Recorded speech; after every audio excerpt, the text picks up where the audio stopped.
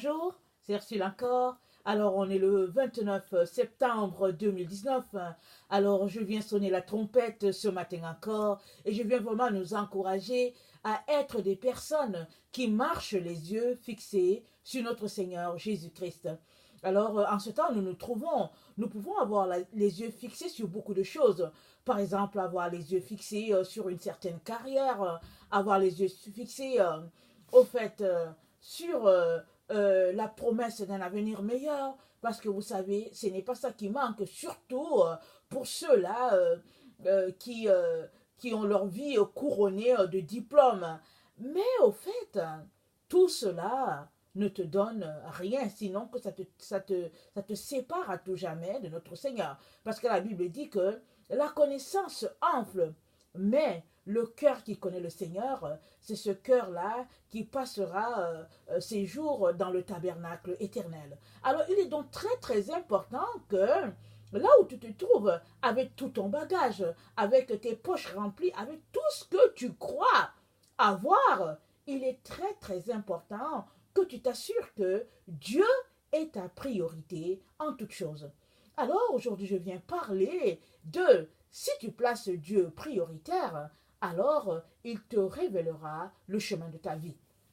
Donc, je ne vais pas lire le passage, mais je vais parler du jeune homme riche. On connaît tous cette parabole-là, la parabole du jeune homme riche. Alors, il est venu devant Jésus. Il a dit au Seigneur, bon maître, qu'est-ce que je dois faire pour être sauvé? Alors Jésus lui a dit, va au puis observe les 10 commandements. Il dit que je les ai tous observés. La Bible nous dit que Jésus l'aima. Et Jésus lui a dit, va et vends tout ce que tu as, donne-le aux pauvres, viens et suis-moi. Alors Jésus était en train de lui donner la direction de sa vie. Au fait, mine de rien, quand on lit ce passage-là, on peut dire, ah, mais Jésus quand même a été dur, parce qu'après tout, il a fait les 10 commandements. Parce que quand j'étais plus jeune, alors c'est comme ça que j'ai raisonné. Parce que je, ma vie n'était pas tournée vers l'argent, parce que, anyway, j'étais jeune, très très jeune. Je vivais encore avec mes parents. Je voyais tout simplement que cet homme-là avait observé les 10 commandements. Alors j'avais de la difficulté à comprendre pourquoi est-ce que Jésus ne l'acceptait pas quand même avec tout ce qu'il avait, parce il observait quand même les 10 commandements. Mais plus j'ai grandi, plus je me suis approché du Seigneur, plus je me suis débarrassé de toutes ces choses-là qui me gardaient un peu loin de mon Jésus, mieux j'ai compris ce que Jésus était en train de dire à ce jeune homme-là. Il était en train de lui dire que tu ne peux pas me suivre et en même temps suivre l'argent. Il était en train de lui dire que tu ne peux pas aimer Dieu et aimer maman. Il était en train de lui dire, tu as besoin de choisir entre les deux choses. Soit moi, Jésus, qui représente Dieu, soit l'argent qui représente le monde. Et la Bible nous informe que ce jeune homme-là est parti tout triste parce qu'il n'était pas prêt à partager ce qu'il avait avec les pauvres. Mieux encore, il n'était pas prêt à suivre Jésus, ou encore, il n'était pas prêt à voir dérouler devant lui les étapes de sa vie. Parce que Jésus était en train de parler des étapes de sa vie. Jésus lui a dit, c'est bien, tu as observé les 10 commandements, ça c'est une étape. La prochaine étape de ta vie, vends tout ce que tu as, tout ce que tu appelles richesse, vends cela. Et la troisième, suis-moi. C'est-à-dire, viens à ma trousse, suis les traces. Alors, va, suis mes pas, viens à ma suite. C'est ça que Jésus est en train de lui dire. Mais avant qu'il vienne à la suite de Jésus, Jésus lui a dit, bravo pour les 10 commandements. Maintenant, va vendre ce que tu as. Il n'était pas capable de se séparer de ses biens. Pourquoi? Parce que son cœur était attaché à ses biens. Et la Bible nous dit que là où est ton trésor, là aussi sera ton cœur. Peut-être que toi, ton trésor n'est pas dans l'argent, mais que peut-être ton trésor est dans les diplômes. Peut-être que ton trésor est dans les belles femmes ou les beaux hommes. Ou bien ton trésor est encore dans ta famille. Ou bien ton trésor est juste dans le fait que, bon voilà, tu as des diplômes et des diplômes et des diplômes et puis tu les admires. Il y a des personnes qui ont des PhD sur PhD. Ils vont te dire j'ai un PhD en philosophie, j'ai l'autre en sociologie et puis bon j'ai l'autre en économie. Et ils les alignent sur le mur de leur bureau, bien de leur appartement. Et ils sont contents de savoir qu'ils sont PhD. Mais ils n'ont pas à manger.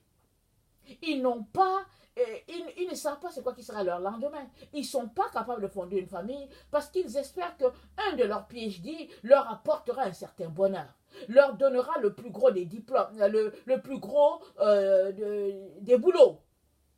Et ils sont assis là, et après quand on les appelle pour dire quand même, est-ce que tu peux travailler à l'épicerie et puis à ranger les chariots, ils disent, mais voyons, il dit, mais ça ne va pas, il dit, ça ne va pas. Il dit, moi j'ai 3 PhD, je suis allé chercher du boulot dans ce centre commercial, ils m'ont dit de pousser les chariots.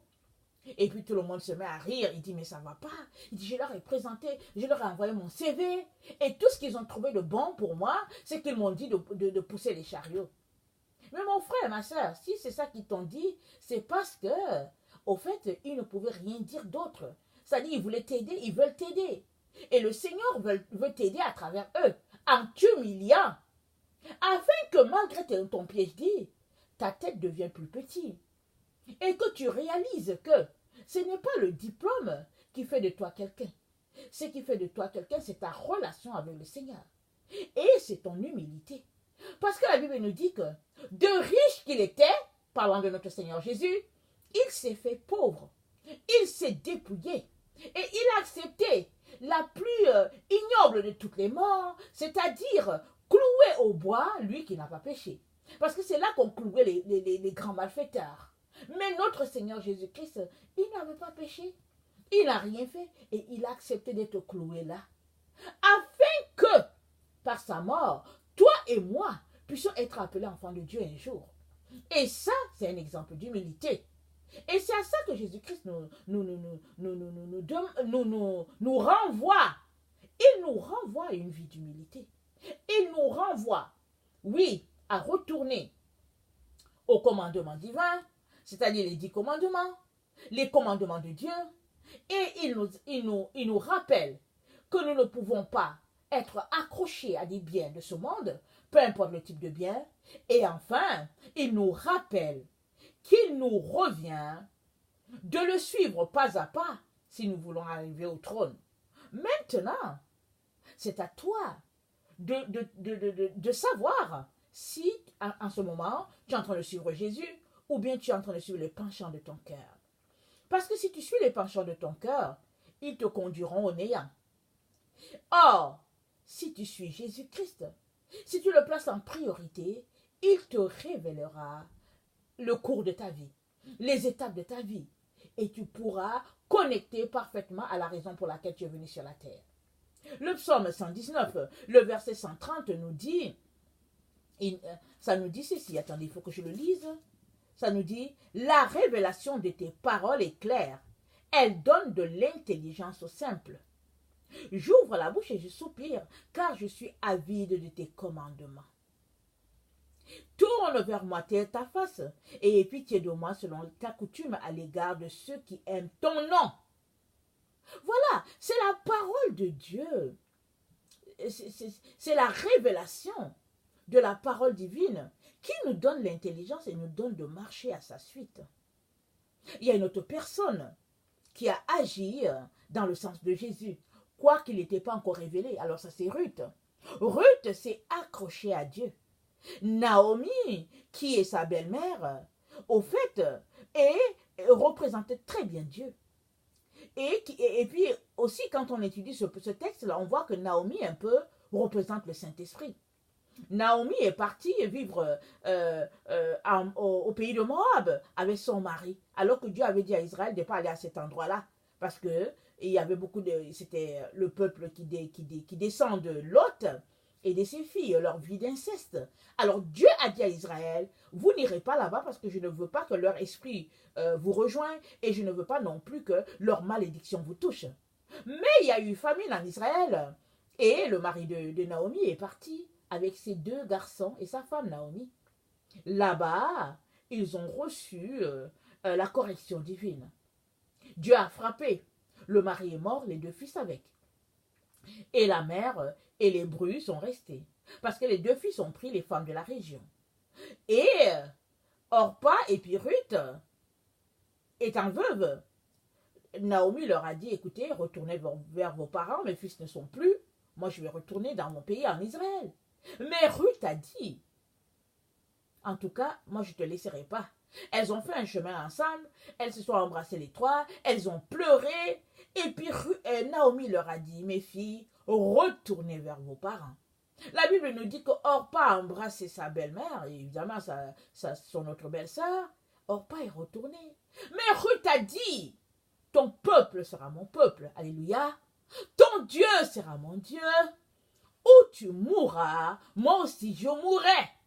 C'est ça que Ruth a dit à Naomi. Elle a dit en tout cas, non, non, non, laisse ce problème.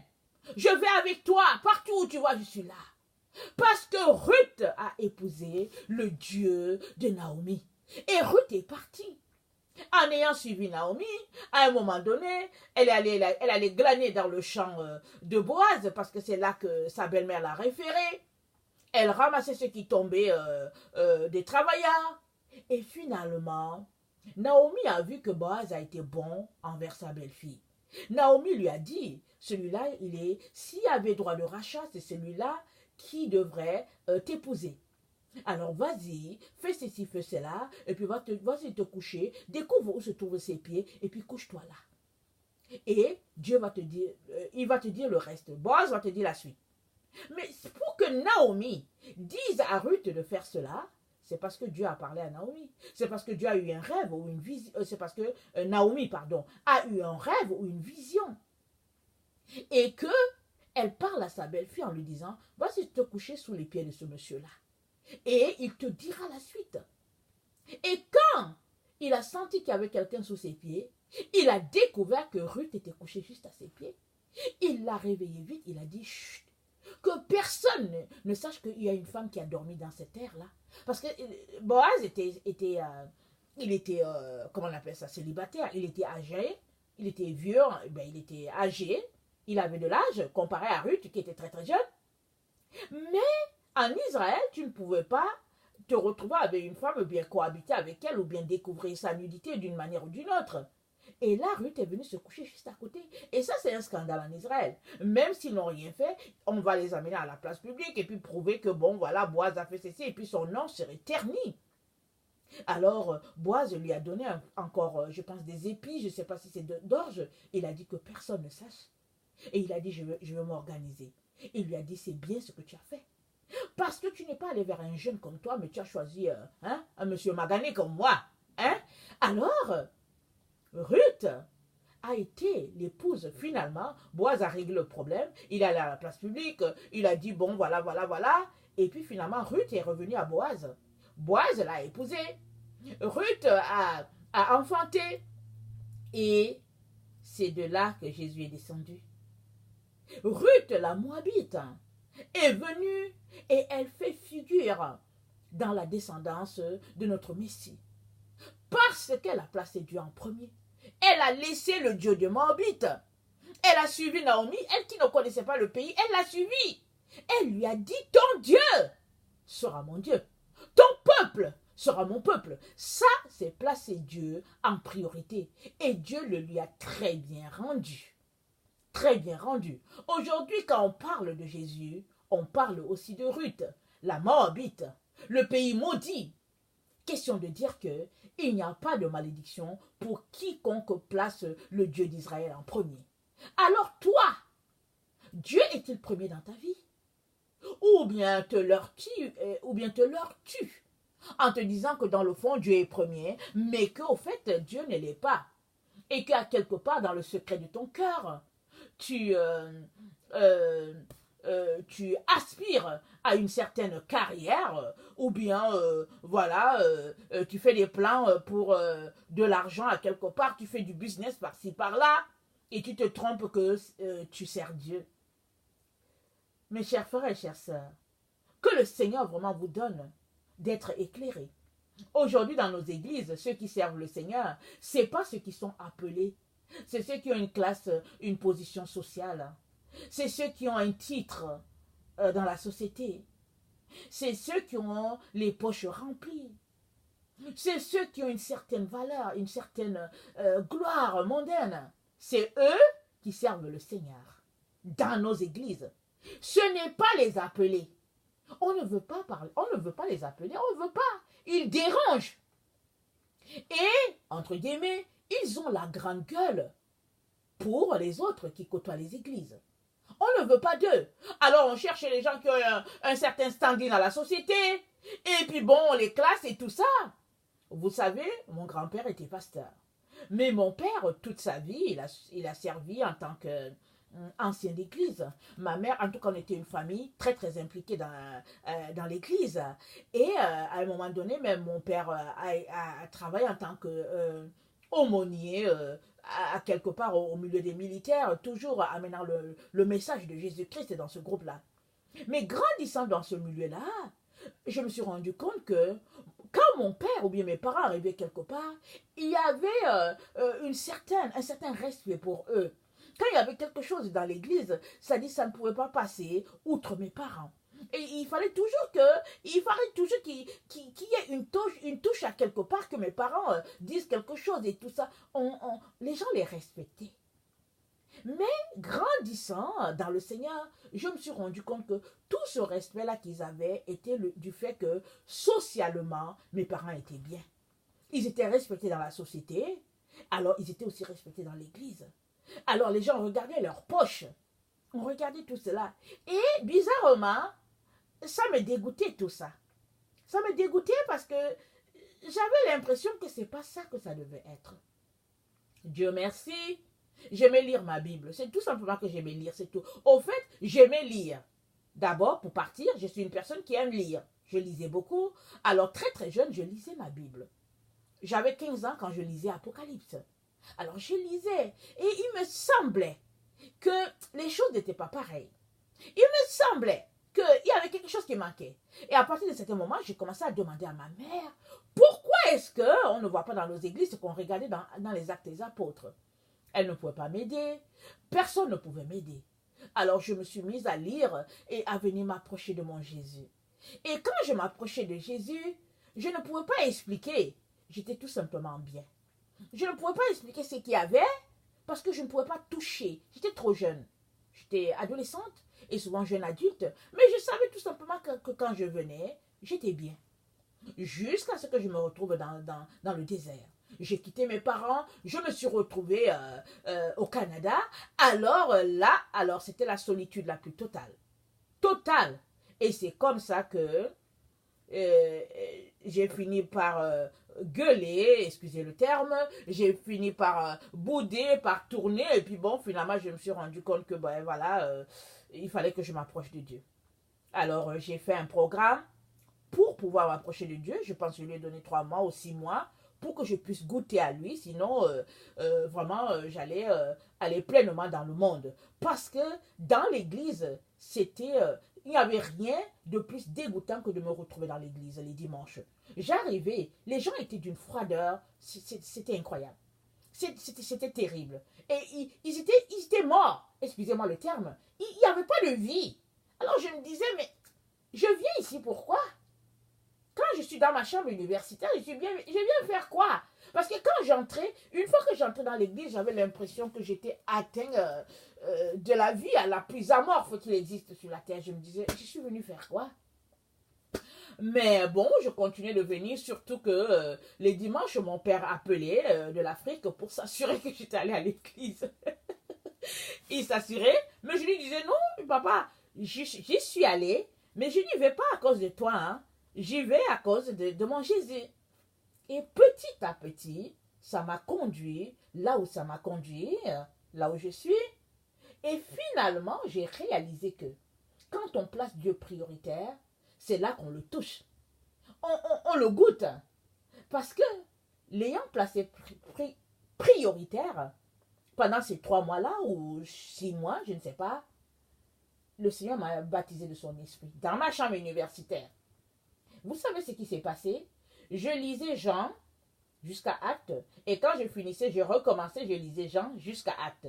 Alors je l'ai fait, je ne sais pas, peut-être 4 fois, 5 fois, je ne sais pas. Et oui, de temps en temps, je lisais aussi les autres évangiles.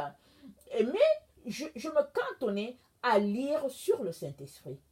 Parce que je ne comprenais pas pourquoi moi je ne le voyais pas actif. Alors j'étais intriguée par cette affaire. Surtout aussi que j'avais dit à mon grand-père, écoute, grand-papa, cherche de ton côté. Moi aussi je vais chercher et puis quand je vais revenir, on va essayer de connecter on va essayer de partager ce qu'on a trouvé. Parce que mon grand-père était convaincu qu'il fallait une vue du Saint-Esprit. Et puis les gens lui ont dit que, bon, au fait, le Saint-Esprit avait déjà été donné depuis le temps des premiers apôtres et qu'on ne pouvait plus l'expérimenter. Ça qu'on lui avait donné comme explication. Mais mon grand-père n'était pas convaincu, il me disait, j'ai l'impression que leur affaire là, leur explication n'est pas claire. J'ai l'impression qu'il manque quelque chose. Alors, on s'était donné ce défi. Mais bon, là, il est parti, il est avec le Seigneur. Dieu merci, il est rempli de l'Esprit de Dieu. Mais ayant placé Dieu prioritaire, en l'espace de 3 ou 4 mois, non seulement j'avais goûté au Saint-Esprit, mais ma vie aussi avait changé drastiquement. Je ne savais plus pourquoi j'allais à l'école. Je ne savais pas pourquoi je cherchais une carrière. Je ne savais pas. Parce que j'avais trouvé ce qu'on pouvait trouver. En ce temps, je ne savais pas encore pourquoi j'étais sur la terre. Pour le moment, je sais. Le Seigneur me l'a révélé clairement. Je sais pourquoi je suis là. Amen. Mais en ce temps-là, étant jeune étudiante, j'avais peut-être 21 ou 22 ou 23, je ne me rappelle plus exactement, il faut que je m'arrête. Mais j'étais tout simplement bien. Je ne savais pas pourquoi j'étais là sur la terre, mais j'avais goûté au Saint-Esprit et je savais que ma place n'était pas à l'école, ce n'était pas sur les bancs. Il n'y avait rien de plus ennuyant que d'aller sur les bancs. Et puis bon, voilà. Tout cela pour dire que c'est comment on dit ça, la révélation des paroles divines qui est claire. Mais il faut que tu viennes toi-même chercher Dieu jusqu'à le toucher pour que ta vie commence à avoir un sens comme celui de Ruth. Sinon, au fait, tu vas juste tourner en rond, tu vas espérer que le pasteur va te dire quelque chose, tu vas espérer que telle personne va t'éclairer, mais la personne qui éclaire, c'est le Saint-Esprit. Il est donc important que tu puisses t'arrêter et organiser ta vie de manière à ce que la priorité des priorités soit Jésus-Christ. Parce que mon cher frère et ma chère sœur, tu ne peux pas négliger le Saint-Esprit. D'autant plus que ceux-là qui vont se retrouver avec le mari, avec le Fils de Dieu Jésus, c'est ceux-là qui auront l'Esprit de Dieu, c'est-à-dire les 5 sages. Les autres ont été qualifiées de folles. Elles sont allées à la rencontre de l'époux, parlant des 10 vierges, mais il y a 5 qui ont été qualifiées de folles par notre Seigneur Jésus. Elles sont parties et dans leur lampe, il n'y avait pas le Saint-Esprit. Et c'est quoi avoir le Saint-Esprit? Éphésiens nous dit, il dit entretenez-vous par des psaumes, par des hymnes, chantant à Dieu de tout votre cœur, et ne vous enivrez pas de vin, c'est de la débauche. Alors, le Saint-Esprit, il remplit, comment dire ça? Ta lampe se remplit de l'Esprit Saint quand tu fais les choses que Dieu attend de toi. Quand tu fais ces choses-là, ta lampe se remplit. Alors, Éphésiens 5, à partir du verset 18, c'est dit, ne vous enivrez pas de vin, c'est de la débauche. Soyez au contraire remplis de l'Esprit. Entretenez-vous par des psaumes, par des hymnes, des cantiques spirituels, chantant et célébrant de tout votre cœur des louanges du Seigneur. Rendez continuellement grâce pour toutes choses à Dieu le Père, au nom de notre Seigneur Jésus-Christ, vous soumettant les uns aux autres dans la crainte de Christ. Alors, il y a des façons de faire. Mais si toi, dimanche matin, tu vas à l'église et les autres jours, tu viens, tu t'assois devant la télévision, ou bien tu vas t'arrêter avec les gens pour boire ta bière, ou bien tu t'assois, tu tapes les divers sur ta carrière et tout, tu es juste tout simplement en train de te leurrer un peu là. En portant un manteau de chrétien, en disant que bon, écoutez, je suis chrétien, mais dans le fond, Jésus ne te connaît pas. Parce que toute ta vie, à tous les jours, tu dois passer ton temps à remplir ta lampe. C'est de ça qu'il est question. Si tu veux être si tu veux te retrouver avec Jésus, c'est de ça. Ne prête pas oreille à tout ce que les autres disent. Les chrétiens qui te disent que bon, dans le fond, et puis voilà, on est chrétien, et puis non. Jésus a été clair. Il y avait 10 vierges. Elles étaient consacrées, c'est pourquoi elles sont vierges. Leur vie appartenait à Jésus, pardon. Mais 5 ont été laissées parce qu'elles n'avaient pas le Saint-Esprit. Mon frère, ma soeur, ne perds pas ton temps, ne gaspille pas ton temps. Concentre-toi à chercher le Saint-Esprit. Concentre-toi à remplir ta lampe. Suppose que Jésus vienne aujourd'hui et que tu n'aies pas encore goûté le Saint-Esprit. Mais le fait que, je ne dis pas que tu n'aies pas goûté le Saint-Esprit. Suppose que Jésus vienne aujourd'hui, je vais redire la phrase. Suppose que Jésus vienne aujourd'hui et que tu n'as pas encore goûté à l'effusion de l'esprit, comme ça dit, tu ne peux pas dire que j'ai expérimenté le Saint-Esprit. Suppose que c'est ça ta vie. Mais le fait que tu passes ta vie tous les jours à rechercher l'esprit, à te connecter aux choses divines, ça fait que ta lampe se remplit. En fait, l'effusion de l'esprit, ce n'est que le finish d'une œuvre qui a commencé il y a quelque temps. C'est comme un verre que tu remplis d'eau, ça se remplit petit à petit, et à un moment donné, on dit hey, arrête l'eau, ça déborde. C'est ça l'effusion de l'esprit. Alors, c'est pas parce que ça n'a pas encore débordé que le Saint-Esprit n'est pas là. Mais toi, qu'est-ce que tu fais? Est-ce que tu passes ton temps à remplir ton verre, ou bien tu passes ton temps à le vider? Parce que tu peux agir d'un côté ou de l'autre. Tu peux passer ton temps à remplir ton verre, parce que tu passes ton temps dans la présence de Dieu. Ou bien, tu passes ton temps à le vider parce que tu es dans la débauche et puis tu perds ton temps dans les futilités. Les gens qui s'asseyent, ils parlent de politique du matin au soir, comme s'ils allaient changer l'Afrique. Les gens qui s'asseyent, qui parlent du sport, du matin au soir, comme s'ils allaient changer les choses. Concentre-toi à chercher ton Dieu. Au lieu de perdre ton temps, on appelle ça la perte de temps. Il n'y a plus de temps à cela. Amen. Que le Seigneur nous donne de faire les choses qu'il attend de nous. Amen. Alors, j'aimerais ça qu'on regarde. Il ne faut pas que je déborde dans mon temps. Quoique le Seigneur ne m'ait pas donné un temps. Mais c'est parce que si j'arrive à 1 heure de prêche, je risque de vous perdre. Alors, j'essaie de me limiter autour de 30-35 minutes. Mais un jour viendra où ça sera 1 heure. Amen. Alors, Ésaïe 48, le verset 18 nous dit ceci. Ésaïe 48, le verset 18.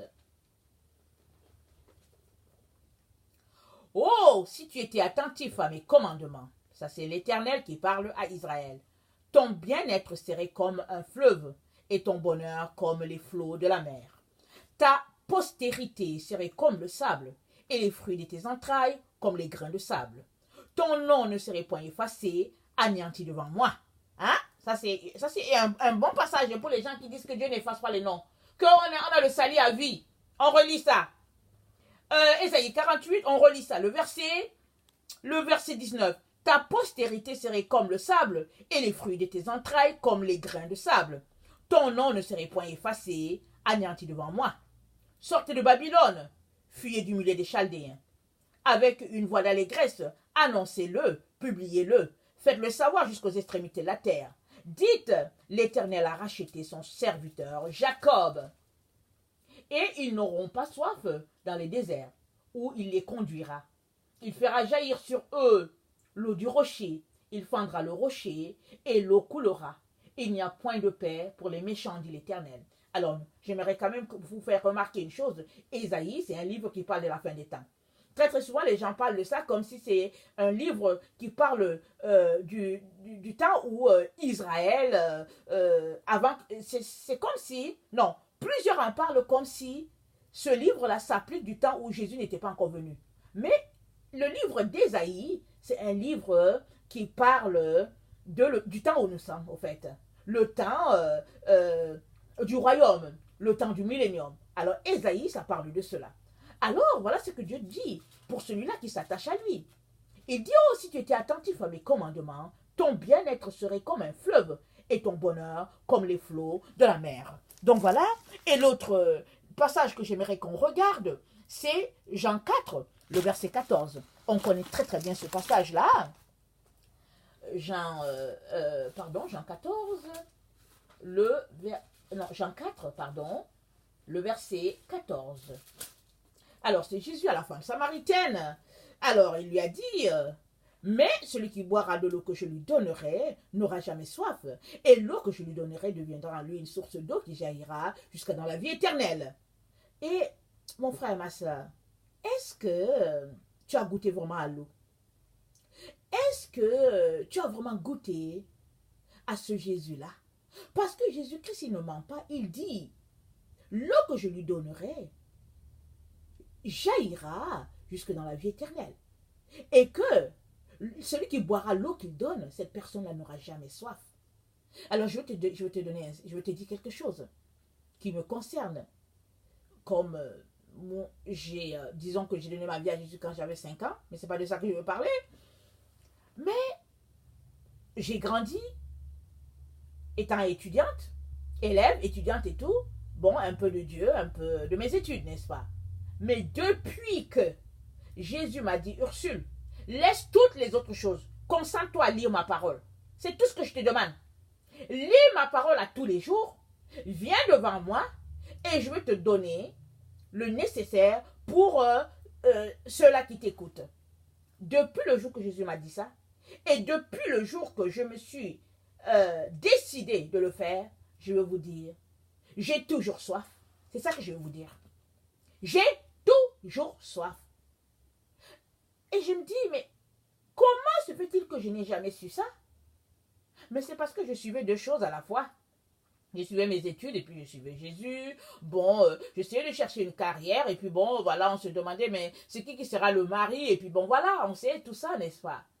Mais depuis le jour où Jésus m'a dit, je t'ai appelé à prêcher la parole, je t'ai appelé à enseigner, je t'ai appelé à nourrir le peuple. Depuis ce jour-là, il m'a dit, viens t'asseoir. Si tu ne t'assois pas, il m'a dit, si il arrive que le peuple manque de nourriture un jour, ce ne sera pas moi, Jésus. Ce ne sera pas de ma faute. Ce sera que tu ne seras pas venu. Et moi, Jésus, j'aimerais que tu viennes. Parce que c'est ta responsabilité de prendre de l'eau de moi et de le donner aux autres aussi pour qu'ils aient cette eau-là. Et ce conseil, c'est aussi pour toi. Si tu ne viens pas, tu n'auras pas d'eau. Mais si tu viens, chaque jour tu voudras avoir de l'eau et cette source-là que Dieu a placée en toi jaillira. Et elle va alimenter plusieurs personnes. C'est de ça qu'il est question. Vraiment que le Seigneur nous donne de le placer en priorité. Et vraiment, en tout cas, plusieurs vont se désaltérer de notre source. Amen. Alors, si toi tu es quelqu'un qui ne connaît pas le Seigneur, je viens te dire que Jésus-Christ t'aime. Il est mort pour toi. Il n'y a pas quelqu'un qui peut te sauver. Ne les écoute pas. Sors de ta religion. Viens, cherche celui-là qu'on appelle Jésus, Issa, chez les musulmans, et puis bon, voilà. Cherche-le. Et pose-lui des questions. Il va te révéler que c'est lui le chemin, la vérité et la vie. Amen. Et vraiment, ta vie ne sera plus la même. Que le Seigneur bénisse sa parole. Je vous aime beaucoup. Et Dieu, davantage. Alors, accrochez-vous à la source. Et c'est Jésus. Que le Seigneur vous donne vraiment de pouvoir prospérer. Merci beaucoup. Amen.